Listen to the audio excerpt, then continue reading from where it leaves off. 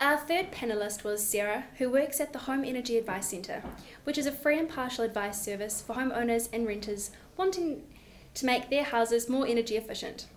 You provided some great advice on what households can do to make a difference to energy consumption. I especially enjoyed your suggestions for those who rent a home, which is very relevant to most students. What can renters do? Well, the first thing is, if you've got a nice landlord, a nice friendly landlord, we actually do have a Warm Up New Zealand Heat Smart program running at the moment in New Zealand, where if the tenants have a community services card, the landlord can actually get a 60% subsidy to have ceiling and underfloor insulation put in. So that's really worth mentioning to your landlord. If your landlord's not prepared to do that, and obviously some landlords aren't, then what we do suggest is that you can take a good look around your living room and your bedroom and work out if there are any drafts around your windows, any cracks under the door. Have a think about whether your curtaining's up to standard. You can always perhaps get some second-hand curtains at an op shop or something like that. We just take a look and see if you can work out where the heat's actually going, because if you're trying to heat your flat, it's obviously really expensive. You don't want to be losing that heat out of your windows and through cracks in the doorways. How do renters become aware of the services that you provide? Is there a lot of advertising, or how do they get about getting in touch with you? Right, well, we do have an internet site. It's www.energyadvice.org.nz, and on that site you can find email addresses to contact us. We have a free phone number. It's 0800 388 588. We have a service which runs Monday to Friday, 10 o'clock to 4 o'clock. An advisor will be there to talk to you about your concerns. That's probably the main ways.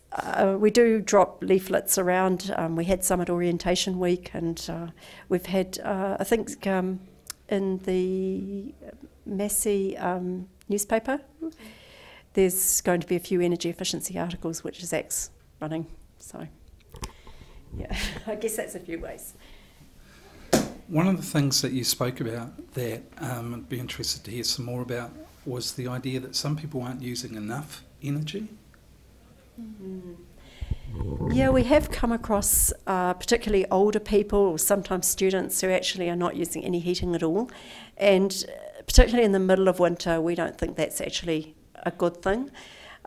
Your temperatures in your living area are really meant to be somewhere between 18 and 21 degrees, and in the bedrooms 16 to 18 degrees, and the reason for that is actually it's not such a problem when you're a young healthy person, but if you're an older person or a child, those lower temperatures actually mean that your blood gets thicker and your heart has to actually work harder to pump the blood around your body. And if you're prone to respiratory illness like asthma or bronchitis, then cold temperatures actually can make that worse. Another thing we're really unfavourable about is unflued gas heaters, for the reason that, again, the emissions from the unflued gas burning can actually make respiratory illnesses worse. So we do think it's important to use enough heating and to use the right kind of heating, but obviously that's expensive. So pick the room you're trying to heat. It's probably better to have one really warm room that's comfortable to be in and that you can actually relax in, rather than trying to heat your whole flat. So, yeah. In terms of the type of work that you're doing at the moment, I guess it's one house at a time. Does it feel as if you're making progress? Yeah, it is one house at a time, and it's one customer at a time. But at the same time, when you speak to someone on the phone and you can give them some help, you can give them advice about something that they haven't thought of doing, and they're always really grateful. It's quite a good job from that point of view. People are always saying, "Oh, thank you, that's been really helpful. You've given me a lot of ideas to think about." So even though it's only one house at a time and one customer at a time, those people do go away and tell other people. We have approximately 15% of the people that actually use our service have been referred by word of mouth. So, and we're just hoping that even the ones that don't come back, and even when we don't hear that someone's used our service from a referral, that people are sharing ideas. And slowly we're hoping that we're just building up a good body of knowledge about what actually works in energy efficiency. So yes, it is just a slow process, but we're hoping it will gain momentum. Did you maybe want to finish with a plug for your curtains? And also, yeah, I was thinking about surely. the student competition. Yeah, so just a couple of things. We are getting a Kitten Bank in Wellington. It's going to be opening around about June at the Sustainability Trust, and it's available for people to use if they've got a community services card. It's something to think about. And also, if you know of people who've got curtains they want to donate, something else to think about.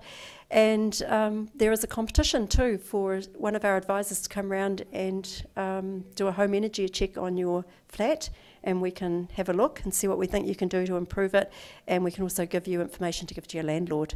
So that competition, I think the forms are here at Ramsey House, or probably available in a few other places too. Just ask them at Ramsey House. Oh, okay. So warm up my flat and save money, because most people do save money actually after they made a few changes like these. You can fill in this form and you can drop it back in by the 1st of June to go into the drawer.